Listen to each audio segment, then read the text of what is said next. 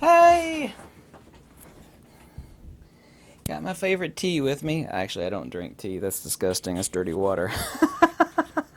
Americans don't drink tea. A bunch of British people out there be shocked. Like, oh my god, it doesn't drink tea. I've heard this said so many thousands of times in my lifetime, and I know you have too. Yeah. Science!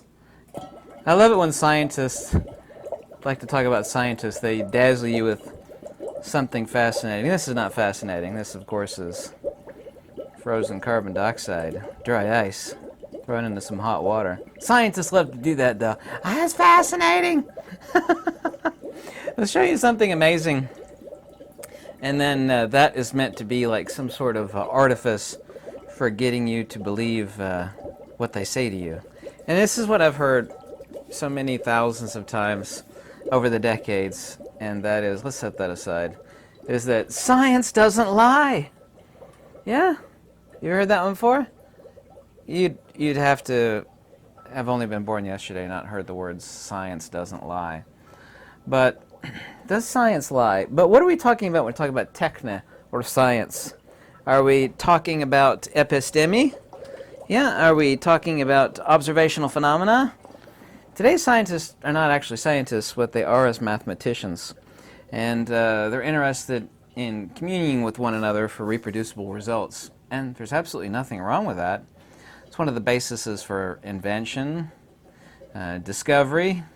However, discovery can be done a lot better through different methodologies. Nikola Tesla actually talked about this when he actually verbally abused Thomas Edison. He called Edison a tinkerer. And of course, we'd all love to have invented as many things as Edison. However, Edison didn't invent the light bulb, and he didn't invent the phonograph, and actually all the stuff that we think Thomas Edison invented, he actually didn't invent, which is interesting, because Marconi didn't invent wireless radio communication. That was Tesla. So, but anyway, that's a matter for a different discussion. Trying to make a simple analogy of science as a child, because most apropos one that I could come up with, every branch of science throughout all of history invariably has always thought that they had a very, very firm grasp on natura naturans, or Mother Nature. And it's always been proven, depending on when it was, Dark Ages lasted a lot longer, right? Turns out the Dark Ages, from new evidence of discovery from archaeology, actually were dark, and that was probably due to a supermassive eruption, which caused the Earth to chill down by a few degrees, which is enough to actually cause, crop destruction, and it supposedly was dark for a few years there, or at least a couple years. But the famine and the people died off, and the plague, and blah blah blah, all that other stuff. But they don't answer the why or the how. They answer the how much. Science is not about math. It's about understanding.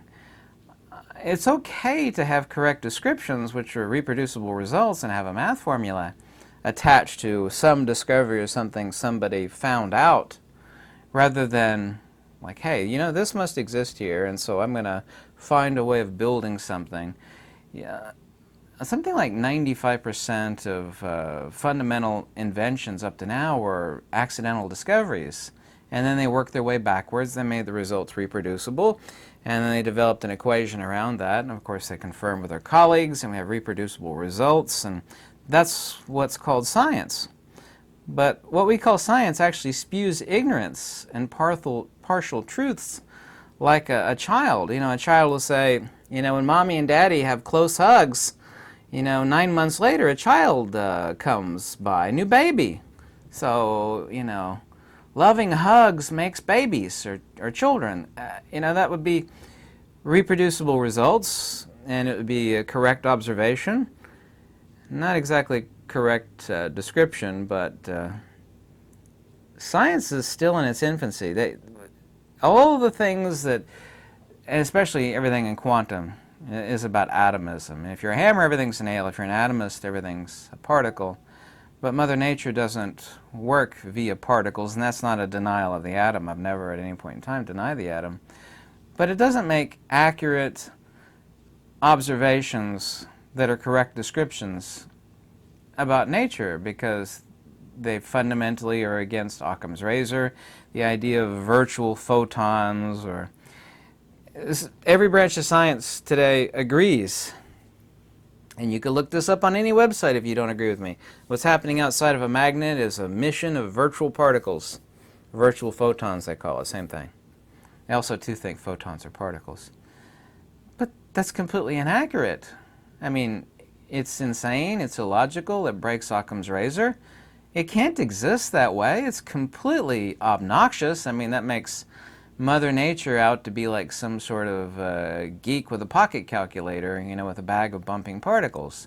The cult of bumping particles vis-a-vis quantum is incorrect. By the way, did you know, by their own admission, that all of quantum and relativity, by extension, because quantum is just an extension of relativity, it's the quantification and the reification of two things that don't have any properties, which are space and time. Time has no properties whatsoever. Time is only a measure of magnitudes. It is a measure. There's no such thing as time. No such thing as waves either. Sure there is. Yeah, the ocean, see waves in the ocean. It's like, well, that's true, but waves of what? I love it when people tell me about waves. There's a correct description. That's not a correct observation. Every branch of science talks about waves of influence. You know, this wave interacted with that electromagnetic. There's no such thing as waves. Waves are not what things are, rather what things do. So there's accurate math and there's accurate reproducible results, but these are not connected to correct explanations. This whole fallacy that science doesn't lie is not borne out. It's not borne out at all. Lodestones, natural magnets, for example, have been around for, talked about for countless thousands of years. They're fascinating, like, oh, look at these two things accelerating towards one another. It's like there's magic between them. Reproducible results. Actually, some fundamentally crude things were made from lodestones, and also, too, a crude compass for sake of navigation. But these descriptions are not explanations. They don't actually tell you what's going on. What's going wrong is actual science, because descriptions are not explanations. When you were told to believe it, this is just whole cloth belief system.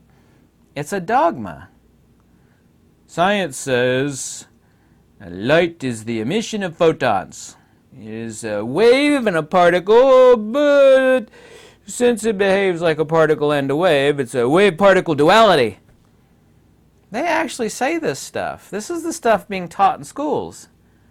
All of quantum, like I said, again, by extension, relativity, is based around their so-called mental formula of what light is, but they have no idea what light is. Light is not an emission, it's not a wave or a particle or a wave-particle duality, which is completely impossible. It's not a photon, so such thing as a light particle. That's a misunderstanding of the coaxial circuit of light.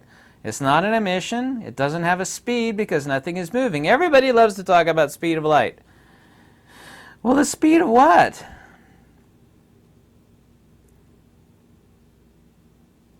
Nothing is moving in the case of light. There's a manifestation and demanifestations are literally pistons of the ether. It is a circuit perturbation of the medium itself. We could talk about the speed of sound. If you think that light has a speed, then you must think that sound also too has a speed. Sure it is, speed of sound. Everybody knows that. Break the sound barrier. Well, okay. But sound's not an emission. Sound's a disturbance of the medium. That's no different than what light is. When you flip that switch when you enter your house or go to the bathroom, that light bulb up on the wall there is not emitting anything. We've all been programmed with this mental defective brain virus. Science says there's no such thing as the speed of light because nothing is moving. Sure it is. Speed of light is 120 quadrillion feet per second. That's the rate of induction of hysteresis of the ether. Yes. C is not a constant. So-called speed of light is not a constant because nothing's moving. That's the rate of induction due to the dielectric permittivity or the magnetic permeability of the medium. Is the reason why light, and I hate to use the word, slows down in water or glass. It's not moving. Its rate of induction changes, or what you incorrectly call it speed changes, because the medium capacitance material, like glass or water or other things, changes the nature of that disturbance and how fast it propagates. We say fast then, but we could talk about fast in the term of, in the sense of propagation. For the propagation to occur, the disturbance in the medium from one place to the other. People say, like, what's the difference? It sounds like splitting hairs, but it's not. The devil is always in the details. Science does lie.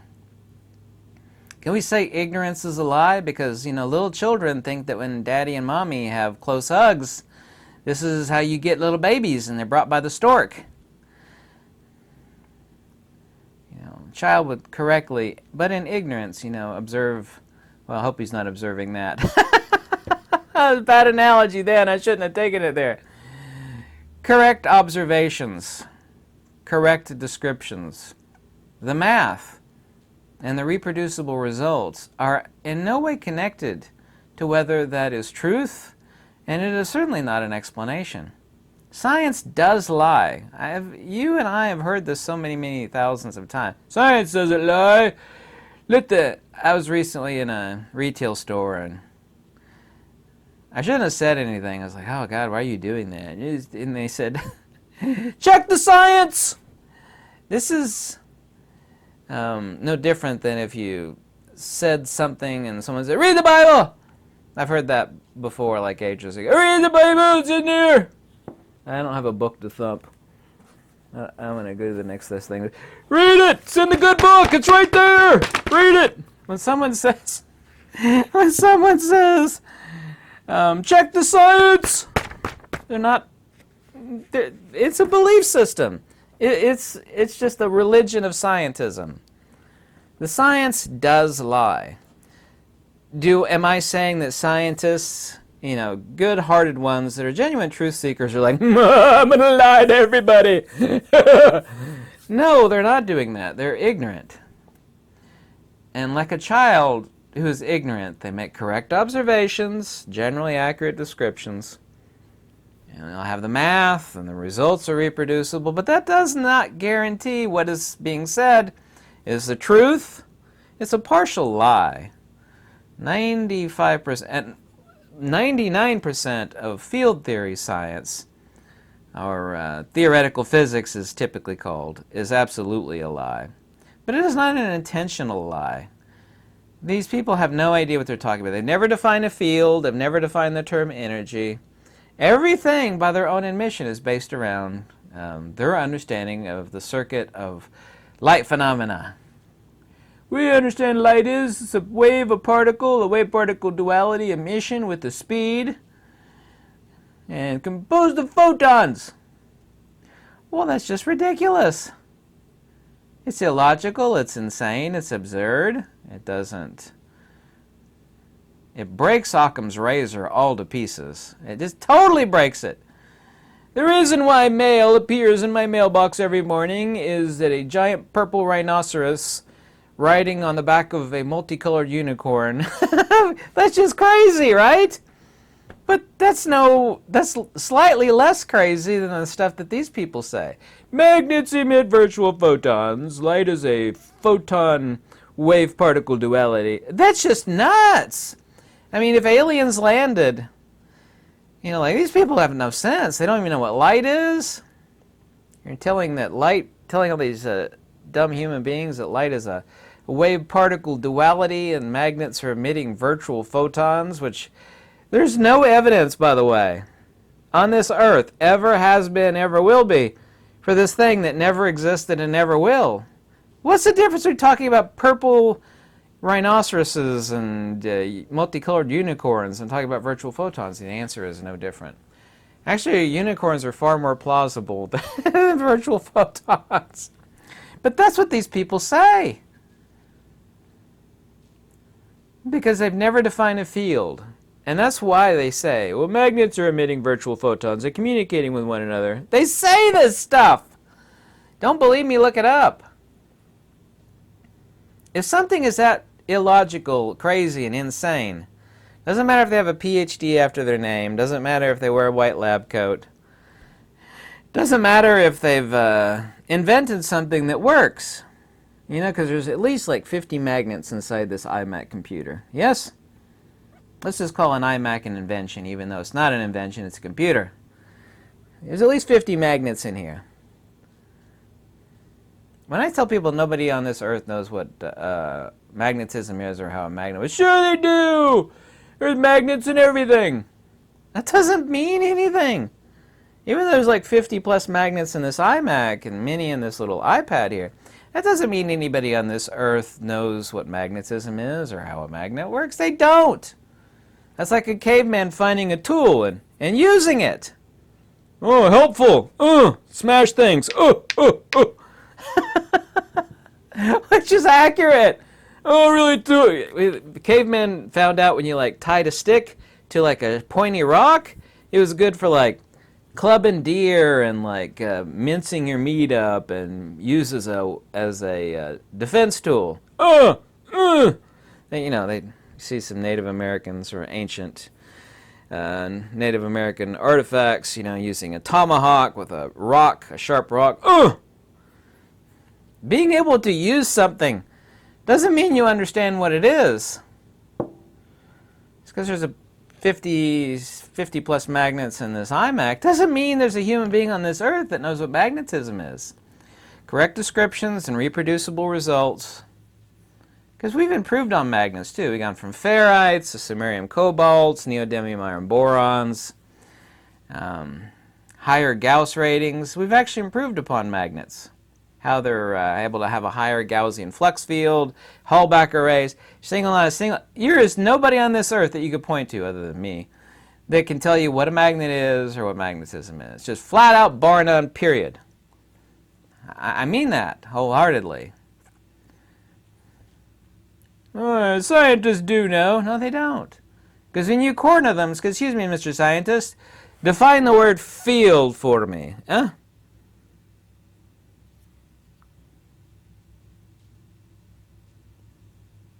They have no idea what a field is. They haven't got a clue. Here's $1 million. Tell me what a field is. No idea.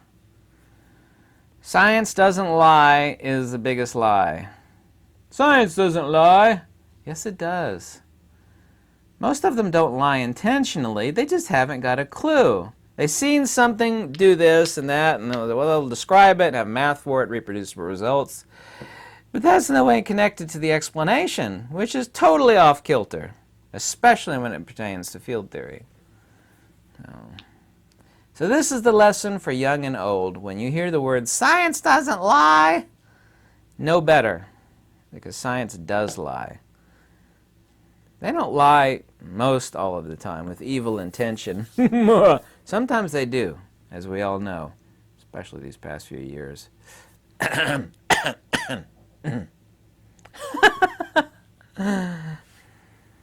There's not lies of omissions or to most cases. They just don't know what's going on. So-called scientists are not evolved intellectually enough to have correct explanations. They don't know what a field is because you can't count it. These people are not scientists, they're mathematicians. Mathematicians don't believe in things you can't count and measure. Yeah? And you can't do that with fields. Sure, you can measure a field. Well, with a vector over a period of time, and you can't define the essa, or the essence of what a field is in itself, of itself, by itself. That's different. 4 Maxwellian field equations define a field. No, they don't. They tell you what a field is as far as its measure and joules, watts, volts, amps, blah, blah, blah, with a vector over a period of time. They don't actually tell you what a field is in itself, of itself, by itself. What's a field? They don't know. Koros. You're looking at the Greek word for field. Thanks so much for watching. Science does lie. And they lie a lot. Just usually not intentionally. They just don't know what's going on. They don't know how to explain what they're observing. But they can have an algorithm and math for it and reproducible results and inventions and everything else, but they still can't tell you what it is, fundamentally, what its essence is. Yeah. Thank you. Goodbye.